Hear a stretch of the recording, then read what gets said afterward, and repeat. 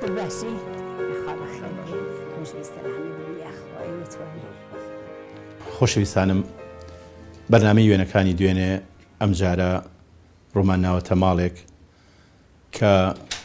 شاژنێک و ژنێکی سلێمانی بە ناوی پەخشانخان کچی تایارەفەنی واتە حاجی تایری حاجی قاری خەفاف خێزانی کاکەریمی حاجی مەلامارف. زۆرن ئەو کەسایەتیانی کە لە بوارەکان ناسراو نین، بەڵام لە خودی خۆیاندا هەڵگری کەشکۆڵێکن لە یادەوەری بە ڕۆژ و مانگ و چرکە ساتەکان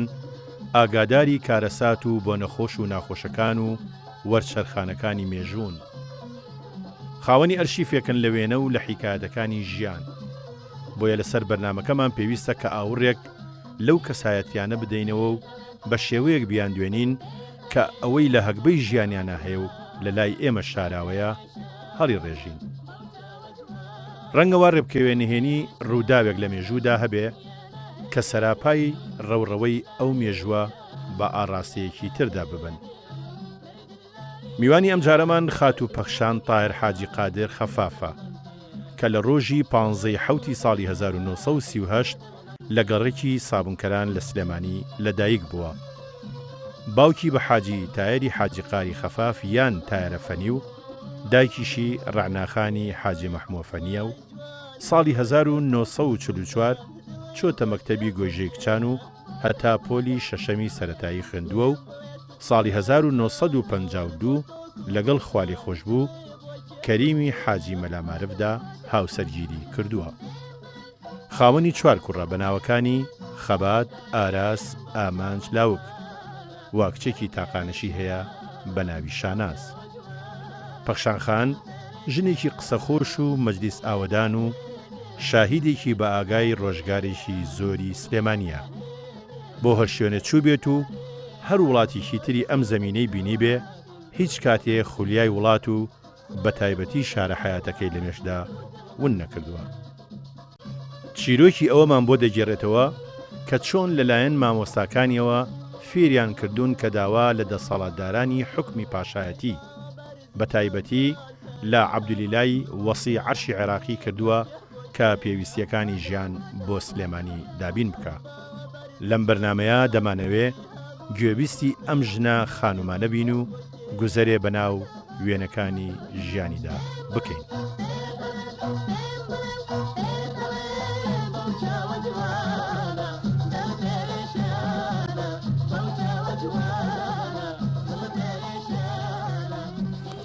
پەخشانخان ئێمە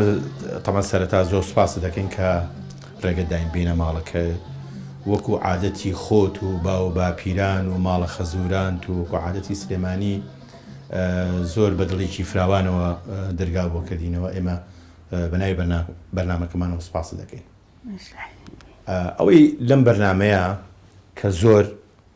ئیش بکاو لە من و تۆ زیاتر قسە لەسەر مێژووی بە تایبەتی سلێمانی و بەگشتیش کوردستان کە ئەو وێنانەیە کە ڕۆژگارێک تۆ کۆ کردوونەتەوە هەندێک وێنە هەیە لەوانی هەن نەشزانی نەشزانی بێ لەو کاتا وێنە دەگیرێ بەڵام ئێستا بۆ من و تۆ بوون بە مێژوو زۆر لایەنی ژیانی خۆت و گەڕک و شار و مێژوی ژیانی تۆ بەگشتیە گەڕێتەوە. ئەوەی کە من ئەمەوێ سەرەتا دەستی پێ بکەم چکە عادەتی بەرنامەکە وایە یەکێک لەو ڕسمانی کە زۆر ناوازەیە لەناو ئەلبومەکەی جەنابتە ئەم وێنەیە. ئەم وێنەی چێ؟ ئەوە ڕسمی باوک. ڕسمی باوکت. جا کەواتە ئێمە ئەمانەیە باسێکی باوکتمان بۆ بکەی سەرەتا. باوکم پیاوێکی کاسب بووە، بازرگان بووە. باش. و خوێنەوار بووە. باش. لە سلێمانی لەدایک بووە. باش. و خۆی پیاوی بە پیاوی سەرمێز و ئەهلی کەیف بووە. باشە بەس من ئەمە یەکشت بە جەنابەوەم تۆ بەپێی ئەو راپۆرتی کە ئێمە پیشانی بینەرانی بەڕێزمانە تۆ خوێنەواری تا 6 سەرەتایت خوێندووە. 6 ابتیدایم تەواو کرد. باشە ئەم پیاوە واتە باوکێ ئەمە شوێنێکی تری باوکتە. بەڵێ. تایری حاجی قادری خەفافیان دوایی بۆ بە حاجی تایری حاجی قادر بەڵام پێشتر پیاوە تۆ تایرەفەنی. پێ ئەچێ ئەو تارەفەنیهی ئەوە بێ کە پێشتر لە زمانی گەنجیا چاکتوان تۆڵی لەبەر کرد بێ هۆکەی ئەوەیە بەڵێ باشە ئەم بوو بە حەج چوو بۆ حەجی تر تا ئەفەنیەکەی لێ بۆ حاجی تایر بوو بە حاجی تایر ئەفەنیەکە نەما زیاتر جلوبەرگی کوردەواریشی لەبەر کرد بە بیرەوەری تۆ دوای ئەوەی کە ئەفەنی فڕێیا با بڵێن جلی ڕسمی فڕێ ئەو جلانی کە لەبەریەکردن کاو سەڵتە بوو کاو چاکت بوو جلی کوردی هەر کاو چاکت مشکی و جامانەشی تێ نازانی موالیدی چەنە موالیدی 904 904 بەڵێ لە سلێمانی لە چ گەڕێکی لەدایک بووە وەکو بزانی لە گەڕێکی گۆیژە بەڵێ گۆیژەش هەر ئەکەوێتە ناو گەڕێکی سابونکەرانەوە بەڵێ کەواتە ئەو ماڵی کە تۆشی تیا لەدایک بووی هەر لەو ماڵە تاوان بە بیرەوەری تۆ حاجی قار نەما بوو نەخێر نەتبینی نەنکیشم نەما بوو ئەو کاتی کە تۆ نەما بوو برای هەبوو کاک بڵێن حاجی تارەفەنی برای هەبوو نوری ئەفەنی خەفاف برای بوو بەڵێ کامیان گەورەتر بوون نوری ئەفەنی گەورەتر بوو لە باوک نوری ئەفەنی بەڵێ حسێن ئەفەنیش حسێن خەفاف ئەویش مام بوو بەس ئەو 946 22 شتی وا بوو باش ئەم پیاوە ئەوەندەی کە من بیرم بێ کە باسمان کرد بێ تۆ باسی ئەوەت کرد کە هەڵبەتە تارەفەنی باوە من و تۆ ڕێکەین لەسەرەوەی نایبنین تارەفەنی چکە تاری حاجی قاری خەفافە حاجی تایر هەیە تارەفەنی لەناو ئەلبومەکەی جەناب تا باسی ئەم ژنەت بۆ من کرد بەڵێ ئەم ژنێکیە ئەم ژنە باوکمی بەخێو کردووە باش ئەوە ڕەنگە 900 هەر موالیدی 900 گەورەیە ئەم ژنە گەورەیە بەڵێ باش گەورەی و داینی باوکم بە باوکمی گەورە کردووە باش ئەم ژنە مایەوە لە ماڵی ئێوە یا سەردانیەکردن یان چۆن مایەوە تا زۆر لەوە پیرتریش بوو ینی لە ماڵی ئێوە لە ماڵی ئێمە بەڵێ لێش ئەمری زۆر باوکم زۆر احترامی ئەگرت هەر لەبەرەوەی دایانی بەڵێ لەبەرەوەی کە خزمەتی بەسیشی ئەومان بۆ بکە زۆر جاروار ڕێ ئەکەوت ئێستا و عادەتە کەمە بەڵێ دەرودراوسی و خزمان شیریان زۆرە بە مناڵەکانی یەکتری لەبەر ئەوەی شیری قوتونە بوو شیری قوتونە بوو ئیتر ئەگەریکە مناڵی ببوایە ئەچوین مناڵەکەی خۆمانە بردبوویان بۆ ئەگەر شیرمان کەم بوایە بەڵام بە پێش شریعەتیشی تر ئەو دوانە ئەبوون بە خوشکورای بوون بەبرا وابزانم بۆ ئەگە کەس بوایە ینی بۆ یەکتری بۆ زەماوە ناشیە باشە بە بیرەوەری تۆ برا یا خوشکە هەیە لەو نەوعەکەشیتان بێکەوە خوارد بێ ینی شیر خوش یان شیر برا لەو شێوەیە تۆ نیتن بەڵێ هەتە ئەیچوان دەتوانین ناوی هەندێکمان پێ بڵێ لەوانی مەسەن براتن وەڵام من لەگەڵ فەریدونی کوڕی پورم بوو فەریدونی قاڵێ هەمە حاجی لەگەڵ ئەوە شیرمان خواردووە هەتا دایکم شیری کەم بوو مناڵێکەکەی بوو ئیتر لای پورم شیری ئامی هەموو ڕۆژێگەیان بردم بۆ پەشان خان بەڕێی جەنابێ بەڵێ ئینسان ئەو عەتفەی بۆ جیاوازە لەگەڵێکی کوڕی پورەکانی ترتە مەسە کاک فەریدون لە زەهنی تۆ جیاکەیتەوە لە براکانی تری لەبەرێ ئەوەی ئەویان شید لەگەڵ تۆ خواردووە یعنی ئەو عەتفە زیایی ئەیتێ کەم زۆر ناتوانانی ئەوەی هەر لەبەرەوەی وەکو برانی وەکو برایکی تەواو نییە ڕاستە باشە ئەنجا بابینەوە سەر دیسانەوە تارەفەنی بەڕێی جەنابە کەی ژنیە ناوە خۆی 904 تقریبا ئەبێ لە 926 شتی وا هێنابێت بەس هەر لە بنەماڵەیەکی دەوڵەمەند بووە بەڵێ هەر حاجی قاری خەفاف پیاوێکی دەوڵەمەند خەفاف ئەوە نەبووە ینی وەکو مەعمەلێک 50 کەس قاعەیەکی گەورە بووە 50 کەس ئیشی تیا کردو ئەمە سەردەمی باپیرم ئەمە کەوشیان درۆ سا پێڵاوی گەنە بوار کەوشە بووە بەڵام وەکو باسیەکەن ئەڵێن یعنی شاگردشتی زۆر تیا بوو ینی 50 کەس ڕەنگە ئیشی تیا کرد بێ خۆی بەڵێ خۆی ڕسمی هەبوو باپیرم مێزێک لە بەردەمەیە و کورسیەک دانیشت بۆ حساباتیە کرد باشە نازانی ئەو کارگەیە ئەو مانیفاکتۆرەی کە هەبووە ئەو شێوە سەرەتاییە بیناکەی هەڵبەتە گەورە بووە لە بەرەوەی کە بەس نازانی لێکوێ نازانی لێکوێ چیان تیا دروستە کرد هەر چەرمیان هێنا و خۆیان ینی ئایان کرد بە کەوشیان جۆرەکانی چی بوون وەکو بزانی وەکو بیستە بێتێ مەسەڵەن بۆ نمونە من بیرم دێ تا ئەم 16 و 69 چکۆم خۆ 64 بیرمێ باپیرم کەوشی یەمەنی لە پێەکە چەرمیکی سوور بوو هەندێجار ڕەشیش هەبوو ئێستاش هەندێجار لە تورکیامانە لە هەندێک مۆزەخان و شتایی بینم بەس پیاوانیان دروستەکە یان مەسەلەن کەوشی با بڵێن پاش خۆی باسی ئەەکەن کەوشیشیان دروست دەکرد و پانی بەرزی ژنانش لەو معاملە درۆکو معاملێک بووە سەرچاوی چەرمەکە لەکوێوە وەکو بیستی بێتە سەرچاوی چەرمەکەیان لەکوێوە چەرمی خۆماڵی وە لە مووسڵ یا لە بەغاویان چەرمی خۆماڵی بوو لە ئێرانەوە یان هێنا بەڵێ وەکو باسیەکە ئەم پیشەیە نەهات بۆ باوکێ ئەمە لە باپیریانەوە ساحمە لەوە ساحمی باوکی حاجی قار وەستاحمەی وەستا باشی هەر ئێمە توانین بۆ بینەرانی ساخکەینەوە کە پیشەی خەفافی کەوش درۆنە یا بەشێک لە خەفافی کەوش درۆنە خەفافی کەوش درۆنە گشتی تر نیە ناشتیکەنی مەسەلەن من بزانم نەخێر سەڕاجی تێکەڵەوە سەڕاجیای و خەفاف دایکتی هێنا لە وەکو باسێکە لە 26 ئەمانایەت دایکتی هێناوە بەڵێ باش ئەمە دایکتە ئەوە دایک ئەمە دایکتە خوالیان خۆش بێ باسێکی دایکێ پەیوەندی دایکت و باوکێ بەیەکەوە پەیوەندی ئێوە چەند مناڵیان بووە باسێکی دایکتمان بکە دای خۆشەویستە تۆش بڵین کچی بوویت لەوانەیە لە ڕۆژێک لە ڕۆژەکانە تۆیتە سنووقی نهێنەکانی دایکێ بووبی دایکە سنووقی نهێنەکانی تۆ بووە لەبەرەوە یەکێک لە باشترین کەسێک کە بمانەوێ لە نهێنیەکانی دایکت هێ بگەین ژیانی چۆن بووە تۆی نەک براکانێت چکە زیاتر دایک پەیوەندی بە کچەکانی هەیە بەسێکی دایکمان بووکە خۆی ژنی جاران هەر خەریکی مناڵ بەخێوکردن و چێژ لێنان بووە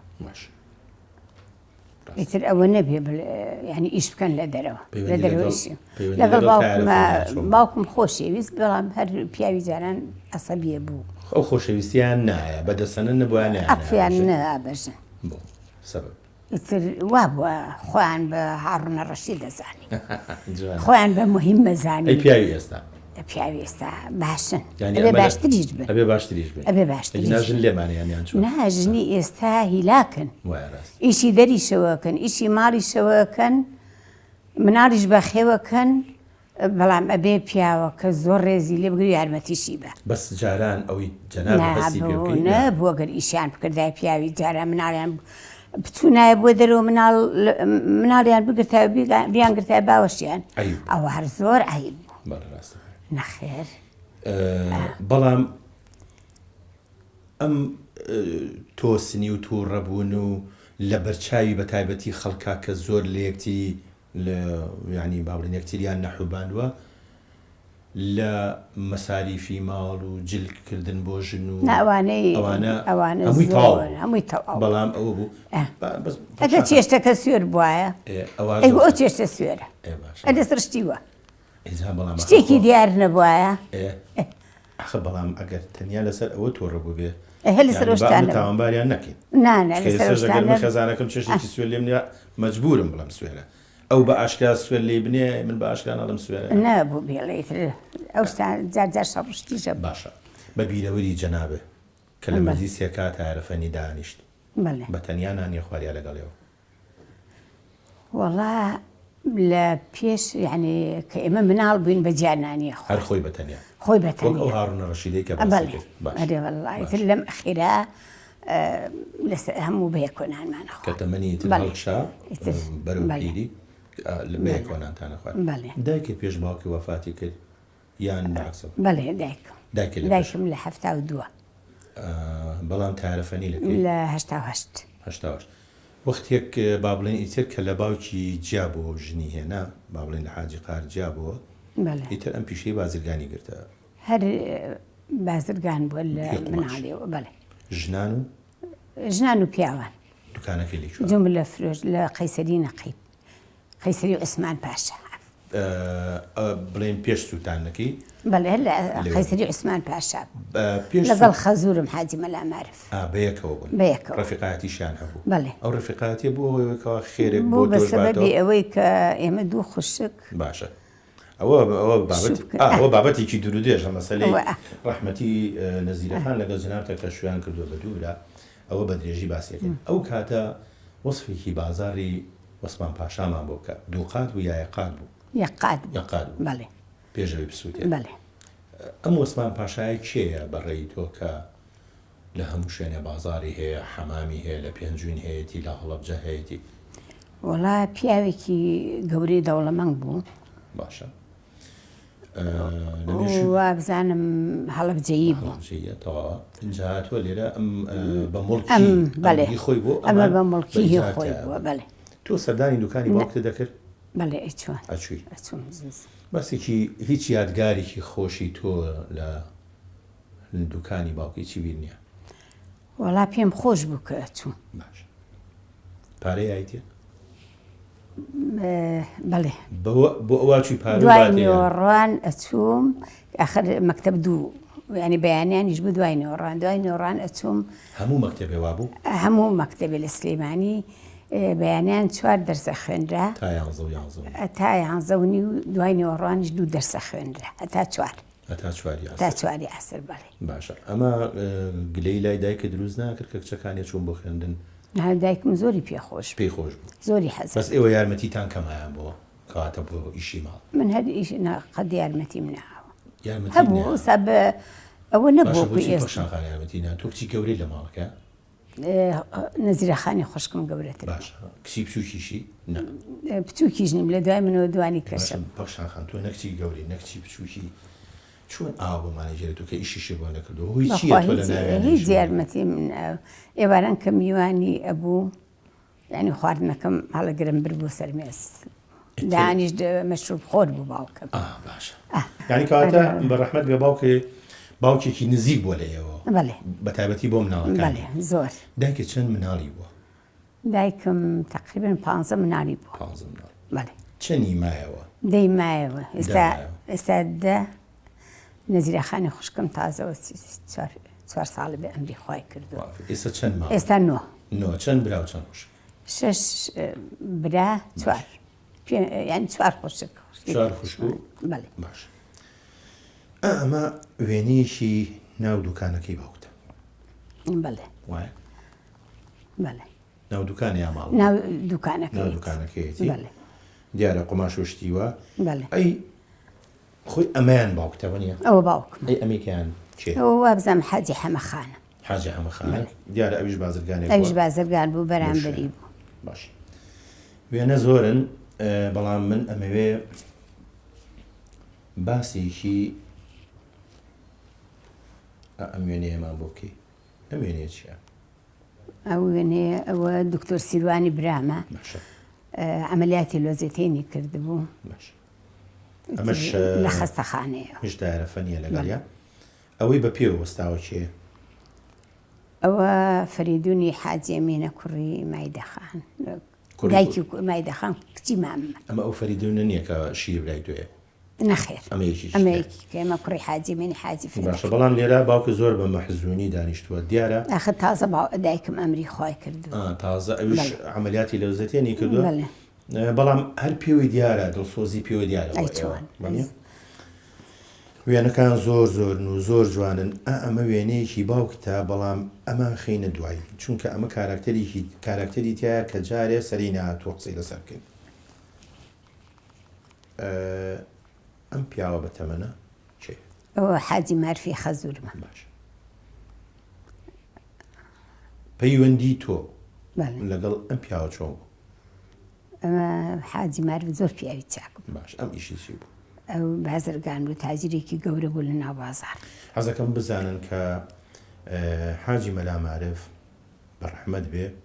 چەند کوڕێکی زۆر باشی بووە لە سلێمانی یەکێکیان لەوانن لە هەمیان ناودارتر کە لە بواری ئەدەبیا ئیشەکرد بەڕێز خوا لێ خۆش بوو دکتۆر عەبدوڕەحمانی حاجی مەلا مارف پیاوێکی زمانزان پیاوێکی شارەزا وێنش لە ناو ئەلبومەکەی پەخشانخانە هەیە بە هیوام بینەرانی بەڕێزیش بیبێنن. ژنێکی خانومان لە بەردەمی عروسیەکە وەستاوە. ئەوە خەسوومە. باش. ژنی حاجی معرف. باش. پەیوەندی تۆ لەگەڵەوە چۆن بوو؟ زۆر باش بوو. باسێکی ئەومان بووکە. زۆر ڕێزیان لێ گرتینێ. حاجی مەلا معرف خۆی خەڵکی ئەسڵی سلێمانیە؟ خۆی لە ئەسڵا یعنی لە مناڵی و هاتووەتە سلێمانی لە دابڵاخ لە دایک بووە. باش. لەکۆ؟ لە ئابلاخی سلێمانی؟ لە دابڵاخ. دابڵاخ. ئابلاخ نە. دابڵاخ. وەڵا هەر لە ڕێگەی تاسڵ و جۆ ناوە. نزیکی شار بوو؟ بەڵێ نزیک شار. باشە. خەسوون ناوی چی بوو؟ دوو خەسووم هەبوو. دوانە هەبوو؟ بەڵێ. حەبسە خان و ڕەحمە خان. جیاوازی دەکردن؟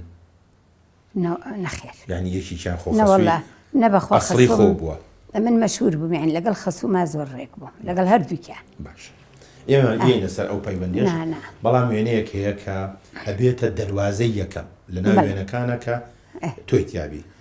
ئەم وێنەیە ساڵی 1942 گیراوە لە پشتەکەی نووسراوە گەلاوێش پەخشان نەزیر فوات. ئەمە کوێیە؟ ئەمە حەوشەی ماڵی باوکمە. هەر ئەو شوێنی کە سابوونکەران باوشتی تیادای بووە. باشە. هی ماڵی حاجی قادر. ئەمە خۆی ئێستا ئەمە ماڵی مامم بوو کە ئەوان ڕۆیشتن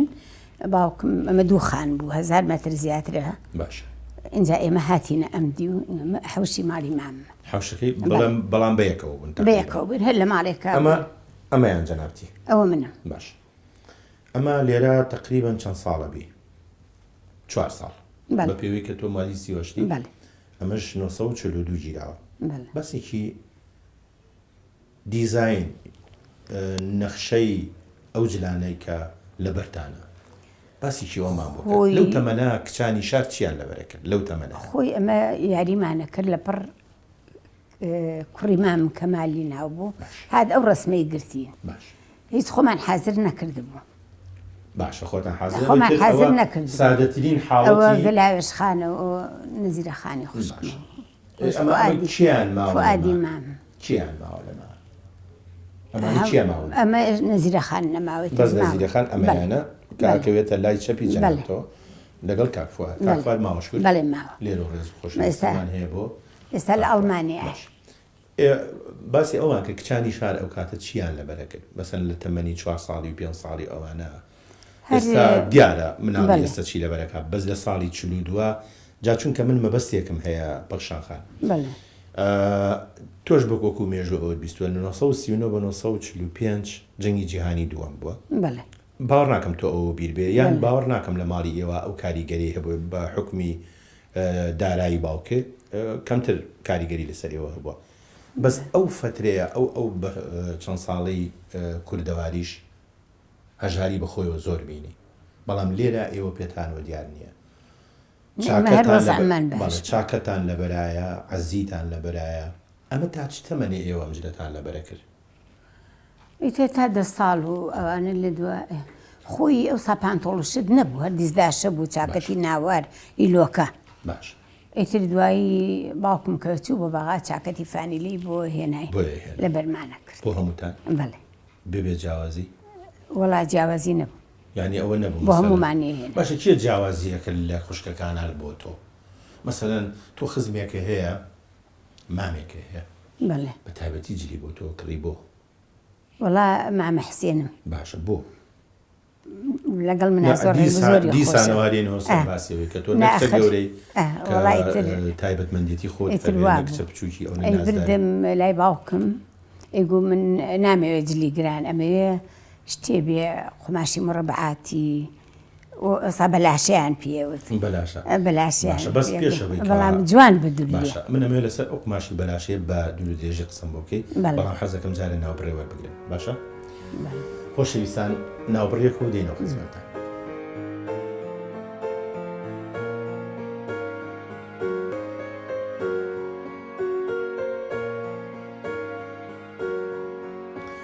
پێش ناوبڕەکە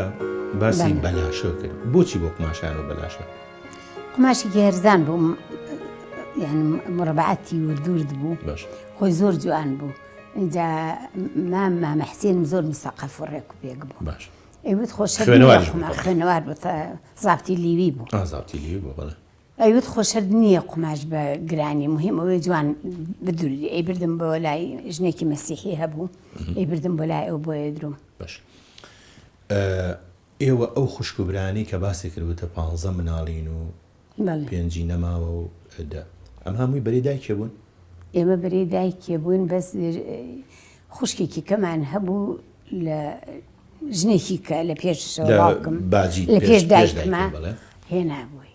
ئینجا ئەو کە زەکاوە خانی ناوە ئەوە نەماوە پێش 3 مانگ ئەمری خوای کردو درود بۆ گیانی پاشی ئەویش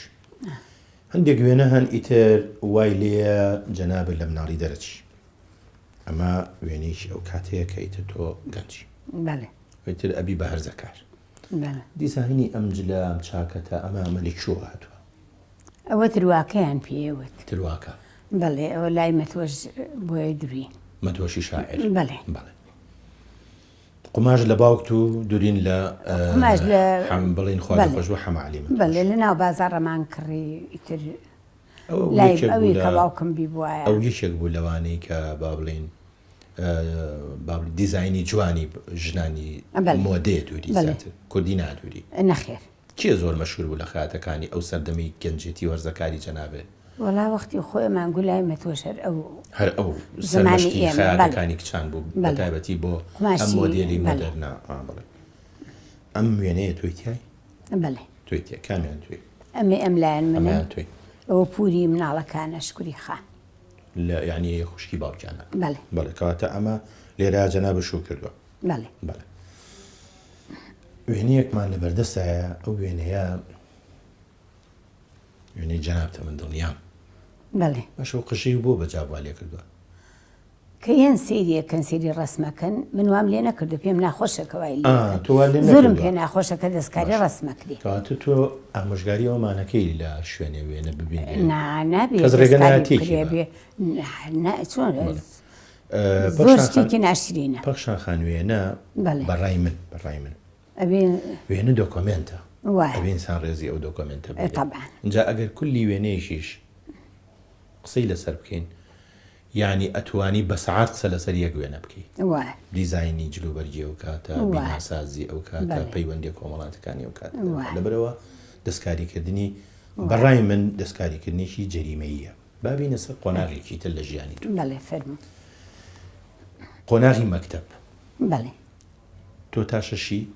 ئیبتیدایی لە چ مەکتەبێ خوێند لە گوێژە سەدیقەش هەبوو ئەو کاتە خۆی مەکتەبی زۆر نەبوو مەکتەبی کچان زەهرا هەبوو گۆیژە هەبوو مەلیکە عالی هەبوو عێراقی هەبوو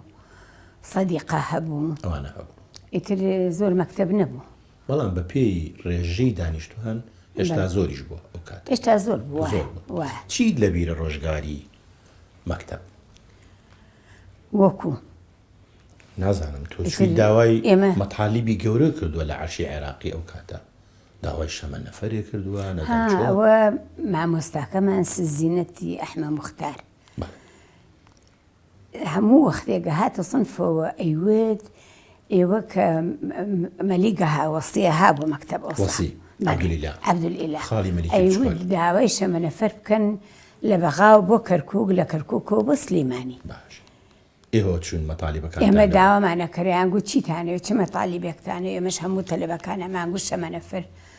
بۆ سلەیمانی لە کەرکووکەوە بۆ سلەیمانی قەدوا ڕێکەوتووە تۆ لە تیمی خوێندکارانە باربوو پارە کۆ بکەیتەوە بۆ خەڵکی لێ قەوما بەڵێ خۆی وەختی خۆی کە من تەلەبە بووم ئەوسا حیمایەت الئەطفال هەبوو پارچی کاغەزی بچکۆلە بوو ڕسمی تیارەیەکی تیا بوو دەرزی سەرخڕ هەبوو ناینی قوتوێک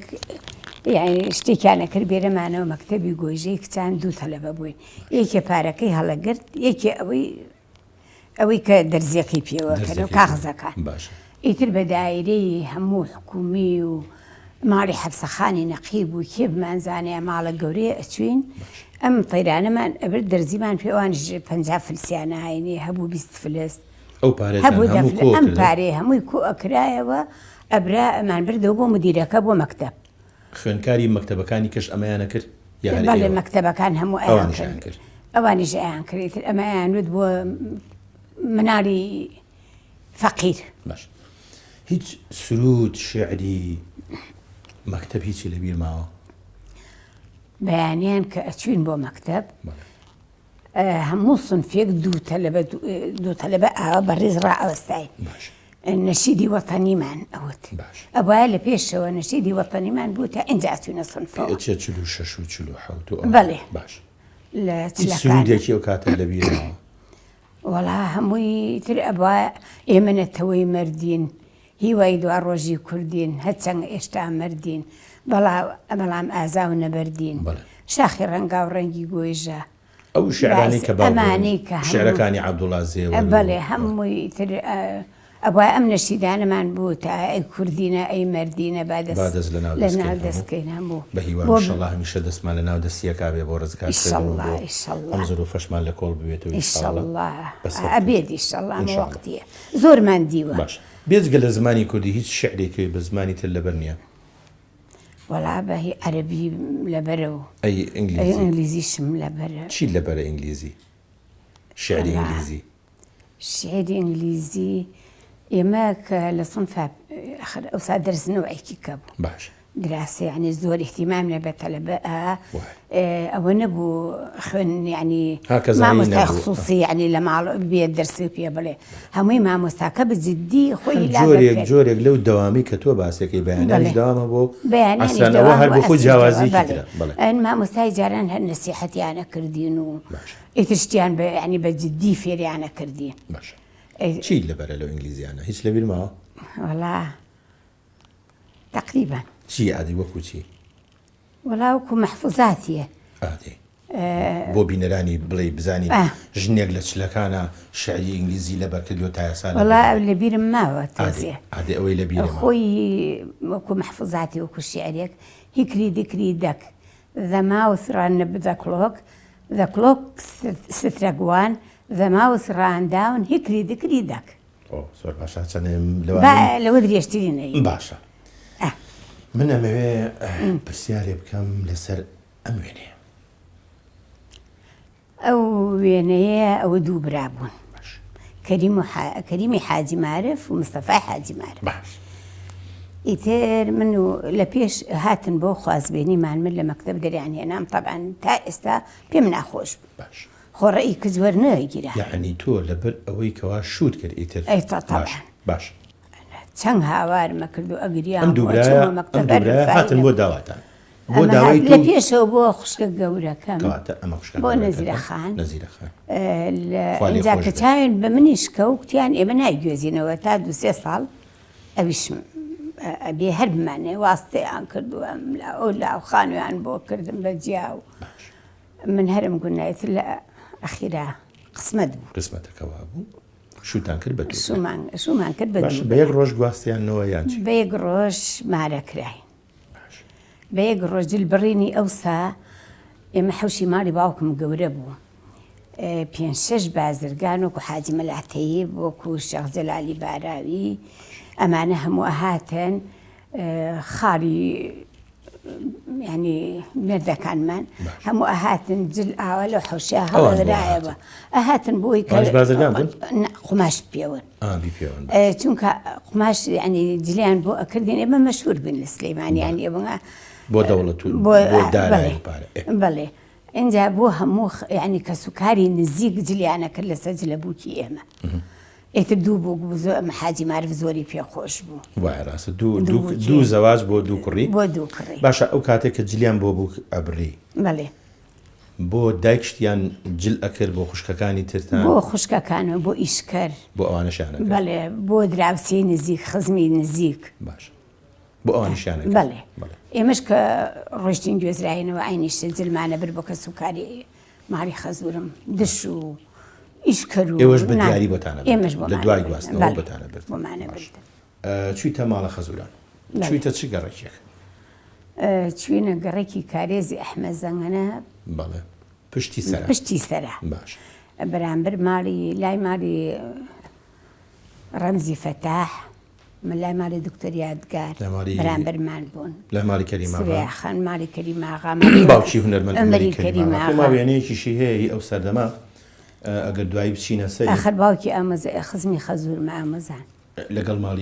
ماڵی عومەری کەریماغا ئەم وێنەی کوڕانی گەڕێکی ئەوەیە بەڵێ هی ئەو کاتەیە بەڵێ ئەمە ئەوەی ناوەڕاستیان کە دانیشتووە ئەوە عومەرە هونەرمەند عومەری کەریماغا لێرۆ ڕێز و خۆشەویستی بۆ بەڵێ کاک عومەری شەنێری ئەمەش هەندێک وێنەی تری پۆرترێتە هی جەنابێ ئەو کاتانی کە گرتووتە پێم وابزانم لە 64 و ئەوە باش وێنەیەک هەیە حەزەکەم ئەو وێنەیە بزانم چ چیرۆکێک لە پشتی ئەو وێنەیە من وێنەی پۆرترێتی تۆم بەجلی مۆدە و بەجلی کوردیەوە زۆر لای بەس ئەم وێنەیە غەمبار دانیشتی و بەجلێکی ماتەمینیوە ئەمە چیرۆکەکەی چییە؟ خەسووم ڕەحمەخان ئەمری خوای کرد وێنی خۆمامێ خەسووی ئەسڵیت بەڵێ باشە نانە زۆرم خۆشی زۆکو دایکمە پێم وەدایە باش اینجا ئەو ڕسمای تر ئەو وەختە گیراوە یعنی زۆر خزمەتیە کرد احترامیە خۆی کەسمان لە نە بەخوا خۆش کەس ئاگای لێمان بەڕاستی هەموو زان زۆرم خۆشەویست بینەری ئاگای لێ بەڵێ بەڕاستی خۆشت دەویست زۆر نازم تا عەجوو بەکەم کە ئێستا بەعزێکەوە زان ناوی خەسووی ترێ بێ ڕقل لێ بێ بەڵام خەسوو وانییە ڕقی لە بووگنی سەردەمی تۆشە ئەو کێشەی هەر هەبوو زۆر ئەو پەیوەندێکی مزمینە بەناشی بە ئەوە بۆچی وابێ وانە بۆچی گۆڕانکاری بەسەر من ئێستا دەهێوەژن بووین زۆر لەگەڵ هەمویانە یعنی عێلاقەم زۆر باشە هەمویان وەکو خۆش ئەو پەیوەندی باشەی تۆ لەگەڵ خەسووتا هەبوو ڕەنگی یاوە تۆ بۆ بووکەکانی خۆشە یعنی پەیوەندی تۆش باشە لەگەڵ هەچەنە لەگەڵ تۆ دوورن بەڵام کە یەکتری بینن پەیوەندیی باشتانەیە نانە باشە ئێستا هەڤاڵ خەجۆ بووکمە هەڤاڵ خەجۆش بوو کارێ خەسووی بەڕێزبەوەی خۆشێ ئیتر ئەوانی کەشم و ئەمە وێنەیەکی ئەو سەردەمەیە وێنەیەکی جوان بەڵێ ئەمانی چیان ئەوە ئەمە یەکەم منم ئەمە ئەمە دووهەم لوتفی ژنی حەمەی حاجی مارف ئەوەش نەزیرەخانی خوشکم ئەمە دەعوەت بووین لە ماڵی لوتفی ماڵی کاکە حەمە باشە بۆ داوەتیش ئاوا خۆتانە ڕەزاندەوە هاتتن داوت نیوەڕوان بوو یان ئێواران بوو بۆ نیوەڕوان بوو ئیتر تا شەو لەوێ بووین ماڵی شوبرا بوو ئەمە وێنەیەکی تری پۆرترێتە بەڕاستی وێنەیەکی زۆر جوانە ئەلێرە خاوەنی چەند مناڵی ئەوە 4 خاوەنی 4 مناڵی لە کۆی 5 کامیان 5 مناڵم بوو یەکەمیان نەما بەڵێ ئەمانی تر خۆش بن اینجا لە دوای ئێستا لاوکم نەبوو باش ئەم وێنەیە وێنەیەکی جوانی سلێمانیانەیە ئەوە مەولوم کرد خۆ کردێ خۆم کردم لە ماڵی خۆمان حوشەکەمان گەورە نەبوو لە ماڵی حاجی کەریماغا ماڵی عومەر ماڵی باوکی عومەر لەوێ مەولۆمان کرد ئەمە خەباتی کوڕمە ئەوەش سامانە مشکاک سامانە ئەمە خەریکی کاری هونەری بەڵێ مخریجی فیلم و فیلمی دەرەکرد بەڵێ لێرە فیلمێکە بوو لە باغا مەسئلە بەڵام من حەزەکەم ئەلەم بەرنامەی تۆ گلێکی ئاڕاستە بکەم بەڵێ کەسێکە لەوانەی کە لە سەرەتای ئەو لاوانەی کە چوونەتە بەغا بۆ خوێندنێکی زۆر تایبەت چونکە هەموو کەسێ ناچۆ بۆ خوێندن بەقەدەری ئەوەی کە هیلاک بووە لە بوارەکەی خۆیان دەرناکەوێت مشارەکەی نییە با بڵێن درێژەی بەو خەباتە هونەریە ناوە بۆ وایە مەوزوعەکەی بەخوای تر خۆی لە لەندەن نەژی ئەزانم لە لەنج خۆ لەندەن بۆە ڕێگر نەبووە بۆە پاڵەرێکی باشتر بووە بۆ هونەرەکەی آخر لە ناحیەی سیاسی و سەدام ئەو کاتە ڕۆیشت ئینشاڵڵا بە هیوای ژیان بێنێتەوە بۆ ئێرە و حکومەت ناردی خۆی بۆ فلیمی مەسئلەی کوبرا ئەم مخریز بوو سامان کاتە ئەسیستان بووە یاری بەڵێتر نەهاتەوە پێم وابێ ئەوە محەممەد شکری جەمیل دەرێن بوو ئەبێ ئەوە ئەستانتی بوو بێ لەگەڵ خواردن دروستکردنا لە چیایی وەڵا پێم خۆشە باش حەز لە خواردنی خۆش خواردنێک هەیە بەناوی تۆ بێ ینی مەمەستمەوەیە بەس تۆ بیزانی یان تۆ وەستابی شارەزاویتایە وەڵام لێرە کە باسی بەعزە خواردنێگەکەم وەکو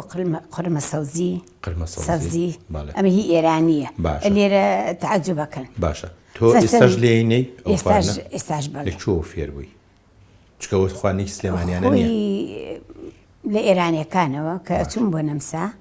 لە نەمسا لەوێ ئێرانیەکان دروستیانە کرد کە داوەتیان بۆ کردین. باشە ئەمە وێنەیەکی جەنابەتە بە دیار مەنجەڵێکەوە ڕسمێکە گیراوە. بەخۆ من هەر دایم خەریکی خواردنم ئەوە لە بەغاش ئەو خواردنانی وەکو ماڵە باوکی کوردەکان وا بووین هەر خەریکی خواردن هەمووزان لە بەغداش. ئەرێ بەخۆ ماڵەکەتان ئاوەدانتر بێ لەوەی کە هەیە بەس ئەو خوانانی کە لێنران بە تایبەتی مەسەن پێش تۆ دایکی خەسوود خەسوەکەی ترە بزانم ئەو ژنانی تۆ خواردنەکانی سلێمانی ئەو کاتە چی لێنرا؟ خۆی بە زۆری کفتە یاپراخ ئەوە بێ برنجش لە سابوونکارانی وەستای کفتە گەورە گەورەی سابوونکارانی من ئێستا ئەوە ناکەم ورتر یاپراغەکەم ترخێنەوە بەڵێ تەمان خواردنی زستانەوە هاوینەش فەرقی هەیە هەر خواردنە کۆنەکان خۆشی کەم زیاتر ئەو خواردنانی کە وەکو سووب وان ترخێنە و دۆین و ئەوانە زیاتر زستانان ئەکرێنە ئێستا شەر زستانان ئێستا زیاتر ئەوانە هینەکرا ئەو کاتە گۆشتان تێکە ترخێنە چۆن بەبێ گۆشت لێنان دێ لێنان نانە بەبێ گۆشت لێناری خۆی بە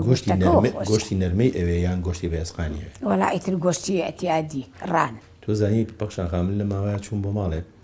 ترخێنیان لێ نابوو بە مریشکە و میشکیان وی ئەوە زۆر ناخۆشە مریشکە بۆ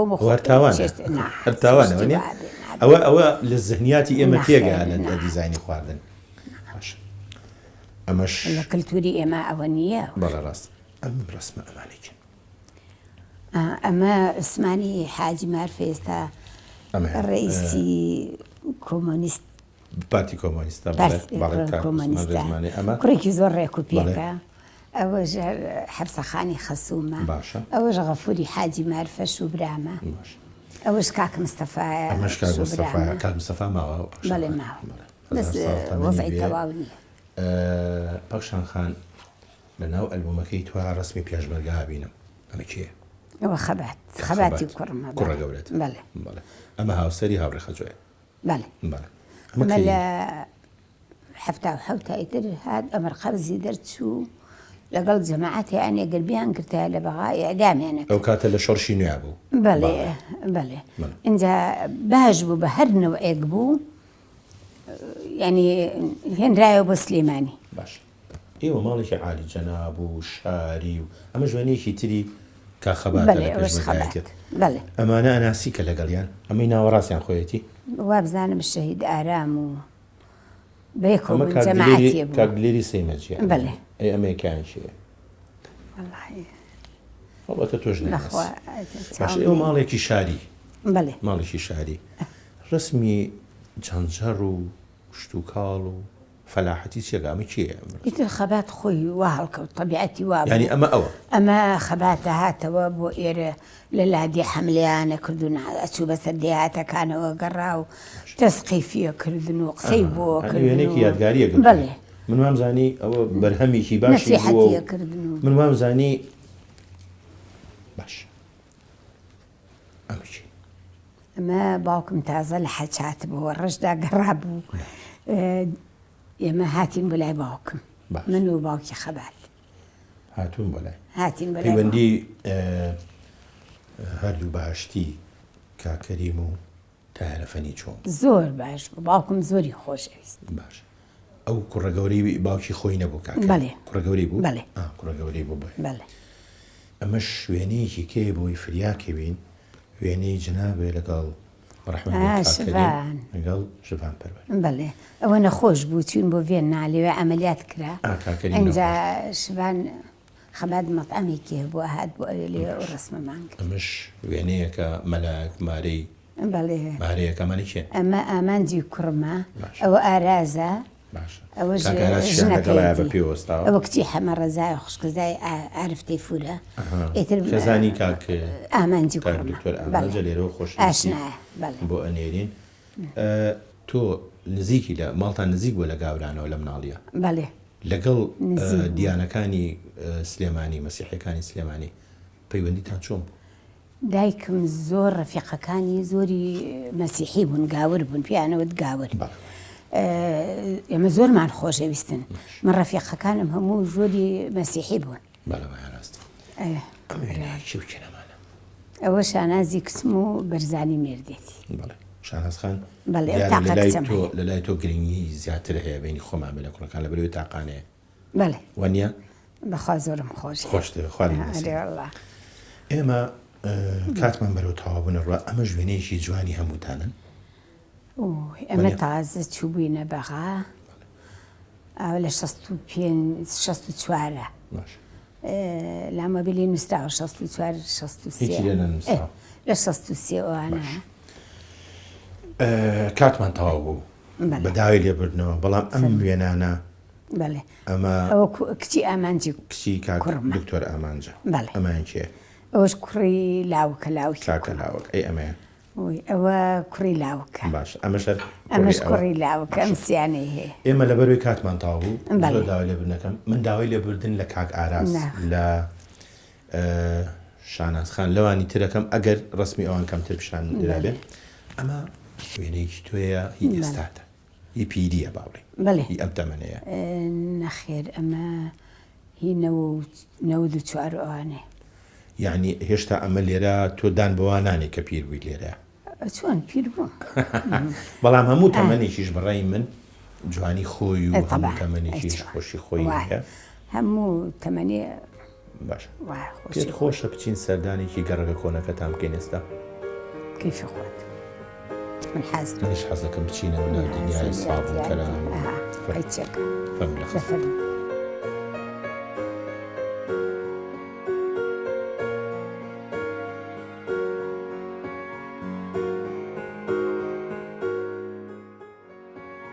ئیتر تۆ لە مناوە لە مناڵیا بەڵێ لێرە یاریمانە کرد لێرە شۆچوو بۆ مەکتەبیان لە سابوونکەران نەخێ لەولاوە کامیان ماڵیەوە ئەمەی کە کراوە بە گەراج بەڵێ ئەمە دوو خانە بوو ئێمە ماری مامەنووری ئەم شوێنی ئەم گەراج بەس بەداخەوە کە فرۆشرا وای وەکو مەتحەفێک کرد بمایەوە یعنی ئەوە دڵگرانی بۆ تۆش دروست کرد یادگاریەکانی ئێوە هەموو شتێ زیاتر خەفەتی پێ خۆم خەفەت بەم بینا جوانەیە خۆم کە ئاوا کراوە بە گەراج کەواتە ئەم شوێن گەراجە ماڵی خۆتان بوو بەڵێ ماڵی باوکم تقریباً چەند مەترە بوو زۆر بە هەردوو خانۆکە 1000 مەترە بە هەردووشی ئەوەی تەنیشتا ماڵی چێ بوو ئەوە ماڵی حاجی شێخەلی بوو حاجی شێخەلی لە تۆ فەرموو بچینە ئەوێ کەسی تیاما بێ ئێستا ئەوێ باوەڕ ناکەم کەسی تیانە باشە ئەم ڕسمانە مثلا ئەم ئافرەتە ئەوە بووکی پورمە فێمەخان ژنی ئاغای قالی حەمی حاجی باشە ئەی ئەمەیە ئەوە ئیسمەخانی ژنی تۆفی قەزازە کچی پورمە بەڵێ عادەتەن کە ئاهاتن بۆ ماڵیشتە بەڵێ دایکی سەرچڵی ڕەحمەتیە عادەتە کە هاتن بۆ ماڵیشتان هەر بەم جلانەوە هاتن هەر بەجلی کوردیەوە باشە بەخشان خان تۆ ئەم ڕسمە کەی گرتووە بەڵێ کەی گرتوتە ئەو ڕسمە لە 65 شتی بە باشە ئێستا ئەگەر من پێ بڵم ئاوا بووەستەرەوە بەو جانتاو بۆ لە کوردیانەی ئێستاتەوە لە پەنا ئەو دیوارەیە ڕازیەبی دەفەر